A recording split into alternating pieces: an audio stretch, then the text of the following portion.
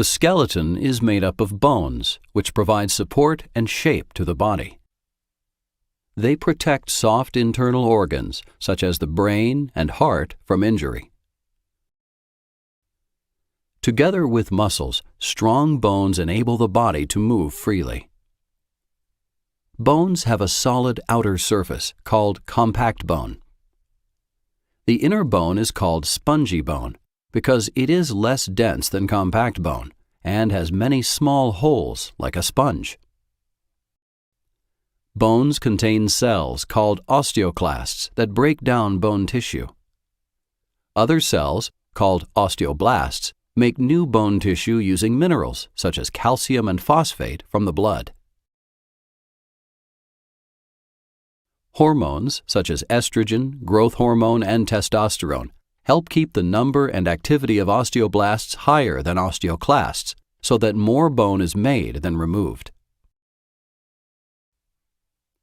Physical forces and pressure during exercise also help bones to grow stronger and denser.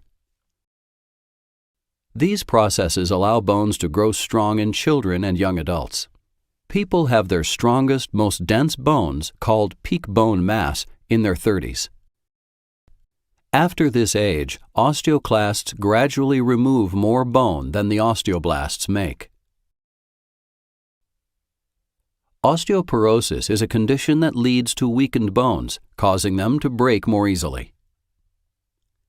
Healthy bone is dense enough to support and protect the body, and to handle the stresses of movement and minor injuries. However, people with osteoporosis have abnormally thin bones with larger holes in the spongy bone. There are two types of osteoporosis. Primary osteoporosis is usually related to older age, as well as a reduced amount of estrogen in women. Secondary osteoporosis affects both children and adults. It is related to other diseases or conditions, such as cancer, hormone problems, or use of certain medications. A person has a greater risk for either type of osteoporosis if they don't develop enough bone mass when they're growing from childhood to adulthood. Risk factors that can lead to low peak bone mass include a family history of osteoporosis, being white or Asian, being female, a poor diet, certain medications such as steroids or certain seizure medicines, lack of physical activity and weight-bearing exercise, and lifestyle behaviors such as smoking and drinking too much alcohol.